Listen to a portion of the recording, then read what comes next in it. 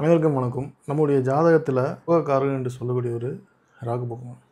இந்த ராகு பகவான் நம்ம ஜாதகத்தில் சிறப்பான நிலையில் யோகமான கிரகங்களுடைய சேர்க்கையோடு அமையும் பொழுது ராகுவுடைய காரத்துவங்கள் எப்போதுமே ஒருவருக்கு நிரந்தரமற்ற வேலை, வாழ்க்கையில் நிரந்தரமற்ற பணவரவு, அவருடைய வாழ்க்கையில் ஏற்ற தாழ்வுகள், நிரந்தரமற்ற விஷயங்களை அனைத்தையும் தரக்கூடிய ஒரு கேது பகவான். ராகுவுடைய தன்மை என்னென்னா, நமக்கு வாழ்வில் வருமானத்துக்கான ஒரு வழி கிடைக்கிறது, ஒரு நல்ல ஒரு ஜாப் கிடைக்கிறது.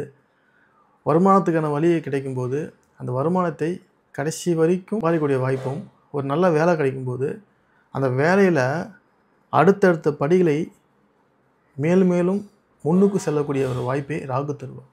கேது பகவான் எதெல்லாம் நமக்கு கொடுத்து கெடுத்துட்டே இருக்காங்களோ, தடையை ஏற்படுத்திட்டு கேது குடிப்பார்.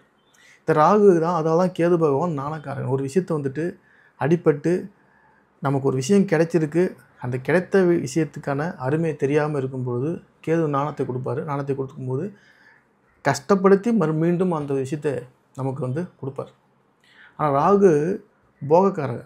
உங்களுக்கு ஒரு வேலையோ பொருளாதாரமோ வசதி வாய்ப்புகளோ எதை கொடுத்துட்டாரோ அதை மேலும் மேலும் அதை விட திகட்டாத அளவுக்கு அதிகரித்து கொண்டே இருப்பார். நீங்கள் இதை தான் நம்முடைய வாழ்க்கையுடைய உச்சம், இதுதான் நம்முடைய எண்டுன்னு நினைக்கும் போது அதை தாண்டிய விஷயத்தை ராகு பகவான் கொண்டு சென்றே இருப்பார்.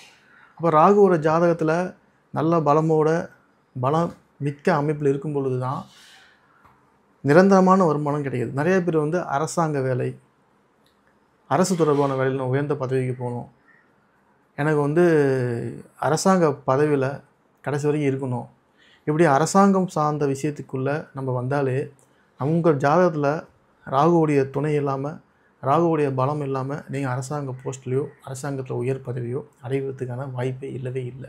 அரசாங்க வேலைக்கு போகிறாங்க, அங்கிட்ட அவங்களோட வேறு பிரச்சனையோ இல்லை விஆர்எஸை வாங்கிட்டு வெளியே வராங்கன்னா கேது அங்கே இருப்பார்.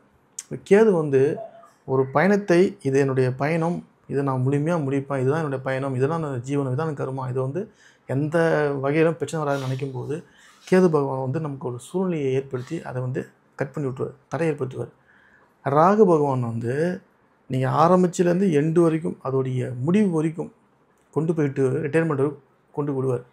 அப்போ நம்மளுடைய ஜாதகத்தில் ராகு பகவான் நல்ல கிரக சேர்க்கையோட, கிரக அமைப்போட, நல்ல கிரகத்துவ நட்சத்திரங்களோடு இருக்கும்போது அரசாங்க வேலை நம்ம ஜாதகத்தில் தானாகவே அமைகிறது. லக்ன அடிப்படையில் 6ஆம் இடம், 3ஆம் இடம், 10, 11ஆம் இடங்கள் இதெல்லாமே அரசாங்க வேலைக்கான ஒரு அமைப்பாக இருந்தாலும் ராகுவோட வலிமை வச்சு மட்டும்தான் அரசாங்க வேலை இருக்கா இல்லையா.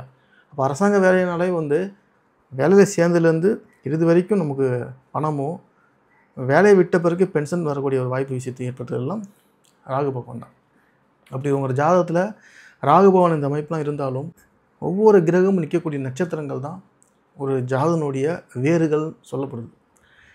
இந்த வேர்கள் தான் நீங்கள் எதை சார்ந்த வகையில் உங்களுடைய வளர்ச்சி இருக்க போகிறது.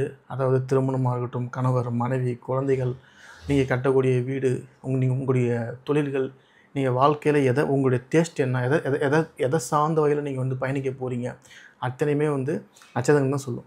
அதில் ராகுடைய நட்சத்திரங்கள் சொல்லக்கூடியது திருவாதிரை, சுவாதி, சதயம்.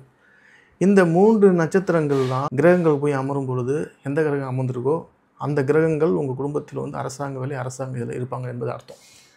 சூரிய பகவானோ, சனி பகவானோ, லக்னாதிபதியோ இருக்கக்கூடிய புள்ளி நட்சத்திரமே, லக்ன நட்சத்திரமே போயிட்டு அதில் போய் அமர்வதோ இருக்கும் பொழுது உங்களுக்கு அரசாங்க வேலை நிச்சயமாக உண்டு. இப்போ உங்கள் ஜாதகத்தில் லக்னத்து 4ஆம் அதிபதி இந்த நான் சொன்ன 3 நட்சத்திரங்களில் போய்ட்டு அமரும்போது தாய் அரசாங்க வேலை சம்மந்தப்பட்டதுலையோ, தாய் வகையில் 100% அரசாங்க வேலையில் உள்ளவங்க இருப்பாங்க என்பது 100% உறுதி. 9ஆம் அதிபதி போய் இந்த நான் சொன்ன 3 நட்சத்திரங்கள் போய் அமர்ந்திருக்காங்கன்னா தந்தை அரசாங்க வேலையில், தந்தை வகையில் உடன் பிறந்தவங்க 100% அரசாங்க வேலையில் இருப்பாங்க என்பது உறுதி. 7ஆம் அதிபதி அமையும் போது வரக்கூடிய கணவனோ மனைவியோ அரசாங்க வேலை, அரசாங்கம் தான் இருப்பாங்க என்பது உறுதி.